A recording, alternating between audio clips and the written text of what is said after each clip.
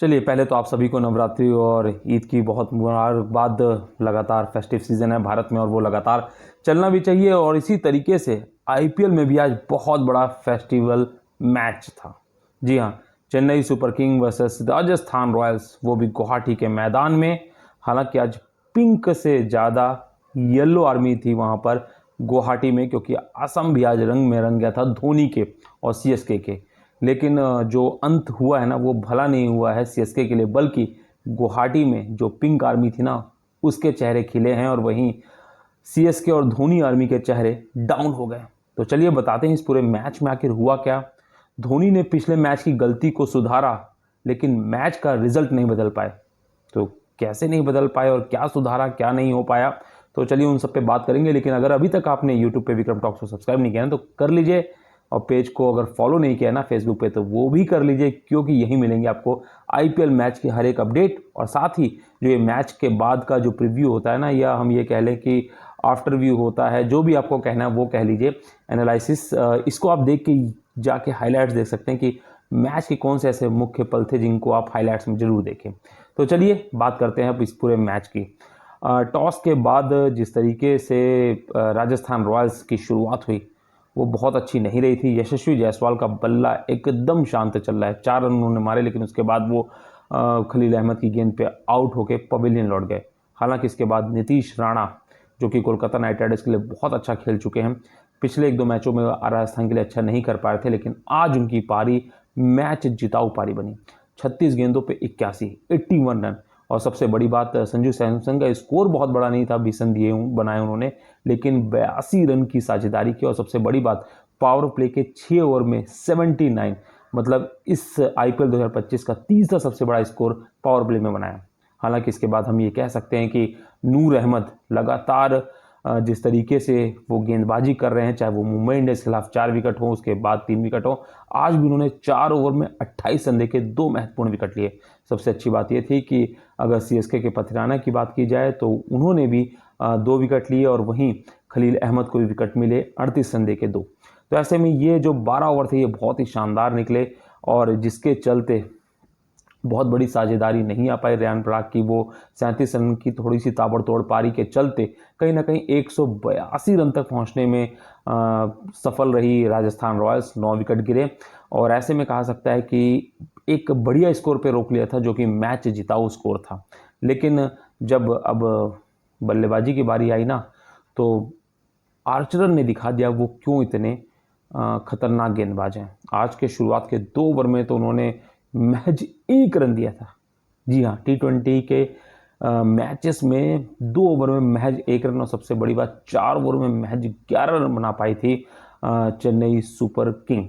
और सबसे बड़ी बात, रचिन रविंद्र का बल्ला नहीं चला, आर्चर ने उनको 0 पे आउट किया। हालांकि इसके बाद ऋतुराज गायकवाड़, जो कि आज ओपनिंग में नहीं आके 3rd नंबर पे आए थे, उन्होंने एक साझेदारी करने की कोशिश की राहुल त्रिपाठी के साथ, और कहीं ना कहीं वो सफल भी होते। लेकिन राहुल त्रिपाठी उसके बाद आते हैं, आउट होते हैं। और उसके बाद तो वसनेंदु हसरंगा, जो कि श्रीलंका के बहुत शानदार स्पिन गेंदबाज हैं, उन्होंने पूरे मैच को पलट कर दिया।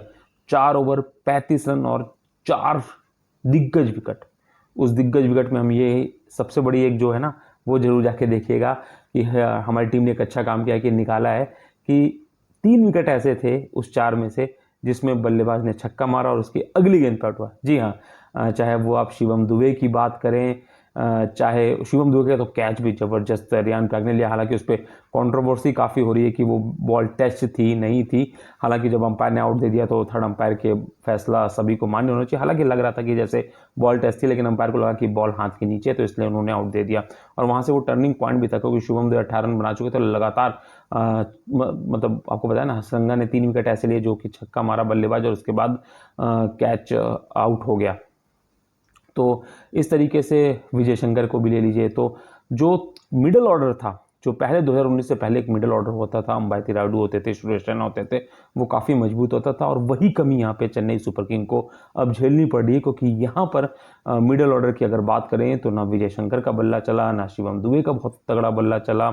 और यहीं से जो हम कह सकते हैं कि जो कमर है ना, वो चेन्नई सुपर किंग की टूट गई। हालांकि ऋतुराज गायकवाड़ ने कप्तानी पारी खेलते हुए अर्धशतक लगाया और कहीं ना कहीं बहुत शानदार तरीके से 44 गेंदों पे 63 रन बना के खेले थे। लेकिन जब वो आउट हुए तो वहाँ से मैच पलट गया। लेकिन यहीं पे हम आपको कहेंगे कि धोनी ने इस बार वो गलती नहीं की जो पिछले मैच में की थी। वो 9वें नंबर पे आए थे, अश्विन के बाद आए थे। इस बार 25 गेंदे 54 रन, 25 जी हाँ 25 गेंदे और 54 रन चाहिए था और ऐसे में ये मैच बन सकता था। लेकिन थाला जब आए उसके बाद उन्होंने 4 गेंदों पे 3 रन बनाए। थोड़ा जो 17वां ओवर था उसमें केवल 19 रन आ पाए, लेकिन वो दबाव थाला बनाने में कामयाब रहे थे। उसके बाद उन्होंने जिस तरीके से छक्का मारा, चौका मारा, लगा कि माही मार रहा है और मैच जिता देगा। लेकिन हम अब चलिए 20वें ओवर पे आते हैं जो कि संदीप शर्मा का ओवर था। और संदीप शर्मा 2023 में भी 20 रन को, उस समय भी रविंद्र जडेजा और धोनी ही मैदान पे थे बतौर बल्लेबाज, उसको डिफेंड किया था। ऐसे में सोचिए जोफ्रा आर्चर जिन्होंने 3 ओवर में महज 13 रन दिए थे, उनको गेंदबाजी ना देके अंतिम ओवर सबसे बड़े गेंदबाज किसको बना दिया? संदीप शर्मा को, रियान पराग ने। संदीप शर्मा भी उम्मीदों पे खड़े उतरे और सबसे बड़ी बात थाला का कहीं ना कहीं संन्यास लगभग उन्होंने तय करा दिया, क्योंकि जिस तरीके से थाला, धोनी जो आज से 5-6 साल पहले आते थे और लगता था कि मैच फिनिश करके जाएंगे, 1-2 ओवर पहले खत्म कर देते, वो आज नहीं कर पाए। भले ही वो 7वें नंबर पे आए, लेकिन उसके बाद भी वो मैच खत्म नहीं कर पाए।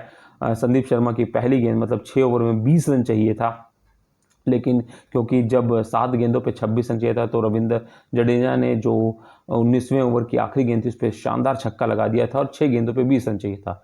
धोनी स्ट्राइकर एंड पे थे, संदीप शर्मा की पहली गेंद वाइड होती है, 19 रन बचते हैं और यहाँ से लगता है कि धोनी के पास एक बहुत शानदार मौका है। इसके बाद यॉर्कर लेंथ की फुल टॉस गेंद मतलब डिप करती हुई विकेट के पास आ रही थी, उसको छक्का मारने के चक्कर में धोनी कैच आउट हो गए और कैच भी शैमरन हेटमायर ने बहुत शानदार लिया। अब यहीं पे कहते हैं किस्मत, हम यहाँ पे कह रहे हैं अगर धोनी का ये शॉट चौका चला जाता तो पूरा मैच पलट जाता, क्योंकि तब फिर 5 गेंदों पे लगभग 15 रन चाहिए होते और वो मैच और क्लोज होता। लेकिन यहीं धोनी कैच आउट हुए और उसी के साथ सीएसके की मैच जीतने की उम्मीद भी खत्म हो गई, क्योंकि फिर हमें पता था ओवरटर्न आने थे और बहुत कुछ होना ही था। हालांकि ओवरटर्न एक छक्का भी मारा।